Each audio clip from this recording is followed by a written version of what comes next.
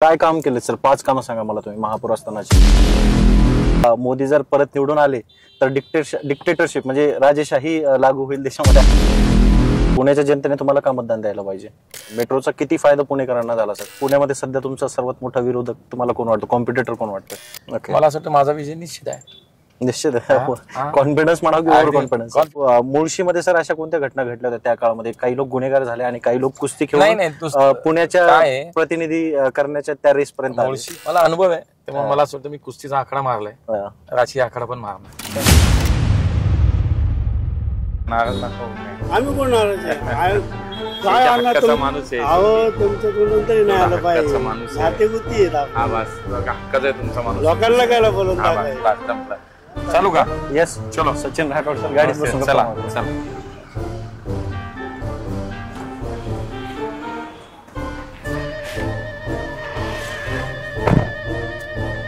आवाज नमस्कार सर, माझं नाव सचिन राठोड आहे आणि माझ्या चॅनलचं नाव सचिन स्पेस आहे। त्यावरती आपण सवाल सिरीज चालवतो, नेत्यांना सवाल म्हणजे प्रश्न विचारतो आपण। आणि सध्या आता लोकसभेचं एवढं वार आहे सगळीकडे, महाराष्ट्रभर देशभर, आणि तुम्ही पुण्याचे महापौर राहिलेले आहेत। म्हणजे भरपूर लोक तुम्हाला ओळखतात, पण आपला चॅनल आणि आपली ऑडियन्स महाराष्ट्रभर आहे। तर मुरलीधर मोहोळ काय आहे आणि कोण आहे हे सांगा आपल्या जनतेला एकदा।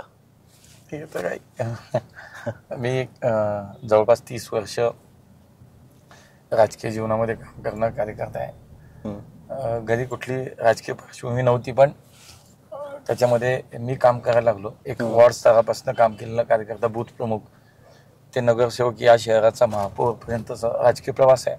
संघटनेमध्ये सुद्धा खूप काम केलं। संघटनेमध्ये वॉर्ड अध्यक्षपासून ते शहराचा युवक अध्यक्ष ते प्रदेशाचा, आज मी सरचिटणीस म्हणून माझ्याकडे जबाबदारी। त्यामुळे सगळ्या याच्यावरती खूप काम करतोय। आता मी 30 वर्ष काम केलंय आणि आज माझ्या पक्षाने मला मोठी संधी दिली, लोकसभेचा उमेदवार म्हणून मी आज प्रचार करतोय। मला असं वाटतं की एका कार्यकर्त्यासाठीचा हा मोठा प्रवास आहे। सो हा जो काळ होता कार्यकर्ता ते म्हणजे खासदारकीचं तिकीट भेटणं किंवा महापौर पद एवढे वर्ष भूषवणं, आजच्या सध्याच्या परिस्थितीमध्ये जे कार्यकर्ते आहेत ही अपॉर्च्युनिटी सर्वांना भेटते का सर? नाही, भारतीय जनता पार्टीमध्ये ते घडतं। कारण एका सर्वसामान्य कार्यकर्त्याला संधी, न्याय हे आमच्याच पक्षात मिळतं। बघा, मी म्हणालो तसं माझ्या घरात काहीच नाही राजकारण, माझ्या घरी राजकारण नाही, माझ्या घरात कोणीही साधा ग्रामपंचायत सदस्य झालेला नाही, पण मला मात्र हा इतका मोठा प्रवास माझा। आज मी लोकसभेचा उमेदवार, कुठल्या पक्षाचा? तो जगातली सगळ्यात मोठा पक्ष, सगळ्यात मोठी संघटना असलेला माझा पक्ष आहे, आणि म्हणून मला असं वाटतं की माझ्या पक्षात घडतं। अच्छा, तुमच्या पक्षाबद्दल सध्या आता जर विचार केला म्हणजे समाजामध्ये आता सध्या प्रचार असा केला जातोय की मोदी जर परत निवडून आले तर डिक्टेटरशिप म्हणजे राजेशाही लागू होईल देशामध्ये, असा काहीतरी प्रचार करण्यात येतोय, त्याबद्दल कसं सर? मला असं वाटतं की जे बोलतात त्यांनी मला असं वाटतं थोडा हा विचार केला पाहिजे की जगातली सगळ्यात मोठी लोकशाही या देशाची आणि सर्वात शक्तिशाली लोकशाही असलेला पक्ष आमचा आहे, आणि त्या पक्षाचे ते नेते आहेत। बिलकुल। दुसऱ्या बाजूला ज्यांनी लोकशाहीचा गळा घोटला, खून केला, आणीबाणी या देशावर लादली, लाखो लोक निरपराध लोक जेलमध्ये टाकली, सगळ्या स्वातंत्र्यावरती बंदी आणली, त्यांनी हे बोलावं म्हणजे मोठं हसूच आहे ना। तेव्हा मला असं वाटतं जनता काय बोलते याला महत्व आहे। राजकीय दृष्ट्या टीका कोणी करतं, आणि ज्यांनी खरं तर लोकशाहीची खून केलाय ती लोक आज लोकशाहीवरती बोलतात। विनोद आहे। ओके ओके, आपण पुण्यावरती येऊया सर। आता पुण्याचे तुम्ही महापौर राहिलेले आहेत एवढे वर्ष आणि खासदार होणार आहात, सो पुण्यासाठी काय विजन आहे सर? पुण्याच्या जनतेने तुम्हाला का मतदान द्यायला पाहिजे? मला असं वाटतं एक तर मी पुण्याचा महापौर म्हणून केलेलं जे काही काम आहे ते लोकांसमोर आहे। पुण्याचा एकूणच मला हवा काय वास्तवच मला भान आहे, माझ्या शहराला देशातील सर्वोत्तम शहर मला करायचं आहे, आणि म्हणून मला अगोदर कामाचा अनुभव आहे आणि आता मला पुढं काय करायचं हे माझं नक्की आहे। त्यामुळे मला असं वाटतं की पुणेकरी विकासाला मत देतात, विचाराला मत देतात। मी ज्या पक्षातून येतो, ज्या विचारातून येतो, तो विचार माझ्यासाठी महत्त्वाचा आहे, आणि मी जे काम केलं ते लोकांच्या समोर आहे। भविष्यात खूप काही कामं मला करायची, त्या शहराची सार्वजनिक वाहतूक सक्षम करणं। काय काम केले सर? 5 कामं सांगा मला तुम्ही महापौर असतानाचे। मी तुम्हाला सांगतो, महापौर असताना सगळ्यात महत्त्वाचं म्हणजे माझ्या शहरासाठी मी वैद्यकीय महाविद्यालय, मेडिकल कॉलेज महापालिकेला मी स्वतः स्थायी समिती अध्यक्ष होते तेव्हा मी स्वतः ती कल्पना मांडली आणि करून आणलं।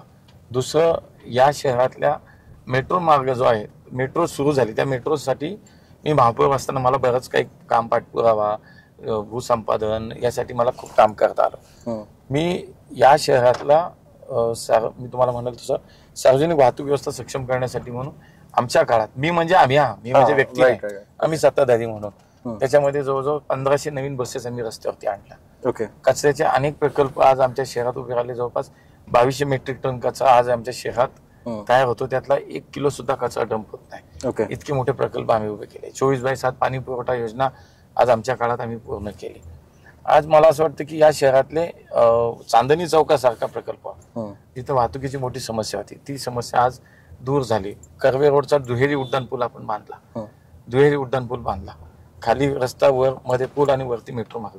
म्हणजे आज इतका मोठा तो पूल आम्ही माझ्या काळामध्ये मी पूर्ण केला. नदीवरचा कर्वेनगर ते सनसिटी पूल आता तयार होते, ते काम माझ्या काळातलं आहे. सिंहगड रोडचा उड्डाण पूल मी स्थायी समिती अध्यक्षांना ती संकल्पना मांडली. म्हणजे 5 नाही, मी तुम्हाला 25 कामं भरपूर सांगितले. आणि सर मेट्रोचं जे आहे, मेट्रोचं जे बोलले तुम्ही, मेट्रोचा किती फायदा पुणेकरांना झाला सर? कारण याच्यामुळे बोलतोय मी, कारण मी मॉडर्न कॉलेजला आहे LLB ला.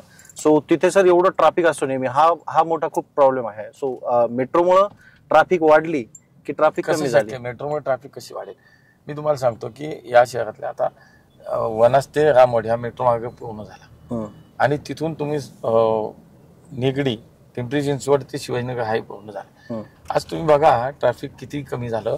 कमी मी या अर्थाने म्हणेल की लोक प्रवास खूप करायला लागले. ट्रॅफिकला आहे, त्याच्यावरती अजून खूप काम करायचं आपल्याला. हा जो मेट्रो मार्ग, अजून 2 मेट्रो मार्ग 90% काम पूर्ण झालं, ते पूर्ण होतंय. अजून काही मेट्रो मार्गाचा आम्ही विचार केला. त्यामुळे मेट्रो या शहरासाठी एक वरदान असणार आहे. आज एकच मार्ग चालू आलाय, त्यामुळे आता पुढचे मार्ग जसे जसे चालू होतील तसं तसं खऱ्या अर्थाने या शहरातल्या वाहतुकीचा प्रश्न संपेल, वाहतुकीचा प्रश्न मार्गी लागेल. अशा पद्धतीचं कामाचं नियोजन आमचं सुरू आहे. ग्रेट. शेवटचे 1-2 प्रश्न आहेत सर.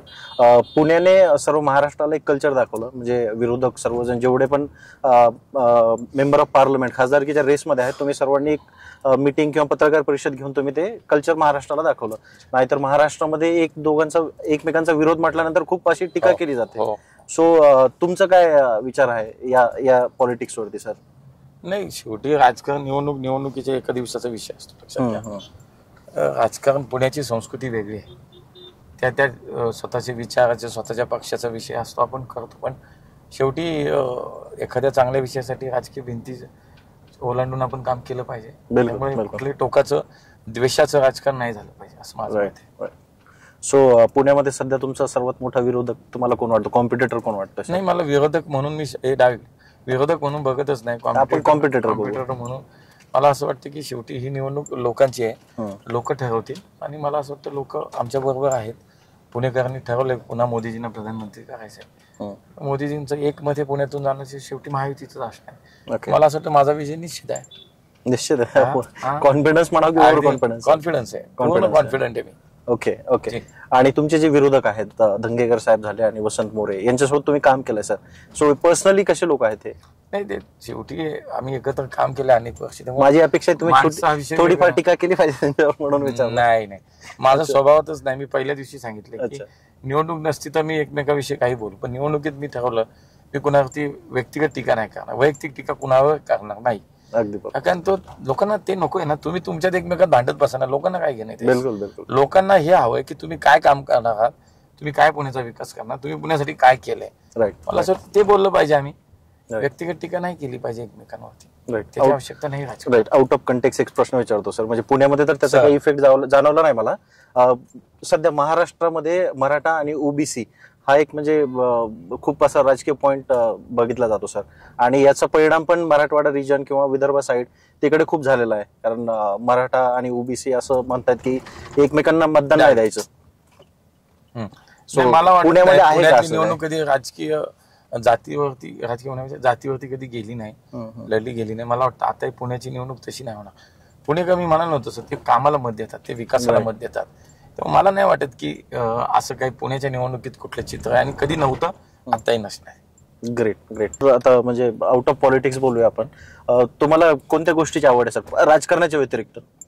नाही, मला खेळाची आवड आहे, कारण मी स्वतः कुस्ती खेळली आहे. मी खेळली कुस्ती सर? हो, मी स्वतः कुस्ती खेळलो, मी पहिलवान होतो. आणि मला क्रिकेट आवडतं, कुस्ती आवडतं मला खेळामध्ये. आणि तसं थोडंसं नाही म्हटलं तरी थोडं साहित्य कला क्षेत्रातही मला बरं, ते कुस्तीचा आखाडा आणि हा राजकीय आखाडा याच्यामध्ये कसं वाटतं तुम्हाला? कोणतं सोपं आहे किंवा कोणतं जिंकण्यासाठी तुम्हाला असं इझी वाटतंय? मला अनुभव आहे, त्यामुळे मला असं वाटतं मी कुस्तीचा आखाडा मारलाय, राजकीय आखाडा पण मारला. क्या बात आहे. समोरच्या पैलवानांवरती पण डिपेंड असेल, ते किती तयारी करून येतात. माझ्याकडे अनुभव आहे, त्यामुळे मी आखाडा तोही मारलाय आणि हाही मारणार. Okay okay. अजून एक शेवटचा प्रश्न सर, तुमचं गाव कोणतं? मुळशी तालुका माझा, इथून 20 किलोमीटरवरती माझं गाव आहे मोठा म्हणून. महाराष्ट्रातल्या प्रत्येक माणसांना मुळशी माहिती आहे, कारण ते मुळशी पॅटर्न. सो मुळशीमध्ये सर अशा कोणत्या घटना घडल्या होत्या त्या काळामध्ये? काही लोक गुन्हेगार झाले आणि काही लोक कुस्ती खेळून पुण्याच्या प्रतिनिधी करण्याच्या त्या रेस पर्यंत. मुळशीची खरी नावं, खरी ओळख तर माहितीच नाही असं मला वाटतं. मुळशीमध्ये कुस्तीची परंपरा फार मोठी आहे. ओके. या मुळशी तालुक्यानं राज्याला, देशाला खूप मोठे पैलवान दिले. ओके. ज्यांनी महाराष्ट्र केसरी पैलवान झाले, जे आशियाई स्पर्धेत खेळले, जे राष्ट्रकुल स्पर्धेत खेळले, असे पैलवान मुळशी तालुक्यात दिले. मुळशी तालुक्याला राजकीय वारसा मोठा आहे. ओके. मुळशी तालुक्यात जिल्ह्याचे खूप नेते होऊन गेले. मामासाहेब मोळे जिल्ह्याचे नेते होते, 3 वेळा ते आमदार झाले. अशोक मोळे खासदार झाले, आमदार झाले. नानासाहेब नवले या मुळशीतून आले, ते खासदार होते. महाराष्ट्र राज्य कुस्ती परिषदेचे कार्याध्यक्ष अनेक वर्ष होते. मला असं वाटतं की मुळशी तालुक्याला एक मोठे वारसा, ह्या उद्योग क्षेत्राला सुद्धा आज मुळशी तालुका त्या दृष्टी पाहिला जातो. मुळशी तालुक्यात वेगवेगळ्या म्हणजे वकील आहेत, डॉक्टर आहेत, वेगळ्या वेगळ्या खूप परंपरा त्या तालुक्याला. किंवा एकच मुद्दा तो मला असं वाटतं ते काही आता तसे चित्र काही नाहीये, तशी निगेटिव्हिटी नाही धरायला पाहिजे. सो आपण अशी अपेक्षा करूया की तुम्ही जर सपोज पुण्याचे खासदार झाले तर पुण्याचं खूप काही विकास हो वेगवेगळ्या पद्धतीने. आणि सर पुण्यामध्ये मायग्रेशन खूप झालेलं आहे, बाहेरचे लोक भरपूर आलेले आहेत. आणि त्यातल्या त्यात मी मराठवाड्याचा, मला माहिती आहे मराठवाड्याची परिस्थिती कशी आहे. मॅक्झिमम 30 ते 40% लोक पुण्यामध्ये आहेत आज. तोही तुमचा मतदार आहे, त्यांच्यासाठी काम करा. आणि पुण्याची एक जशी ओळख होती 8-10 वर्षापूर्वी, तशी ओळख टिकून राहिली पाहिजे अशी आमची इच्छा आहे. आणि ट्रॅफिकचा पण प्रश्न कमी झाला पाहिजे सर, तो एक खूप महत्त्वाचा प्रश्न आहे. सो हे होते मुरलीधर मोहोळ, ज्यांना अण्णा म्हणून ओळखलं जातं पुण्यामध्ये. सर इंटरव्ह्यू कसा वाटला तुम्हाला? एकदम मस्त झाला, छान झाला, कॅज्युअल झाला सर, एकदम एकदम चांगला ह्याच्यात झाला, काहीच विषय नाही. ओके. असं हसत खेळत झालं काय वाटत. हा ना, बरं वाटतं तसं. सो सर तुमच्या पुणेकरांना किंवा आपल्या पुणेकरांना किंवा तुमच्या ऑडियन्सला सांगा की सचिन स्पेसला सबस्क्राईब करा, तिकडे बघून एकदा सांगा फक्त. माझी आज चांगली मुलाखत आमच्या सचिननी घेतली, त्यामुळे सचिन स्पेस हे जे काही YouTube चॅनेल आहे त्याला सगळ्यांनी सबस्क्राईब करा. धन्यवाद. Thank you so much sir, thank you so much.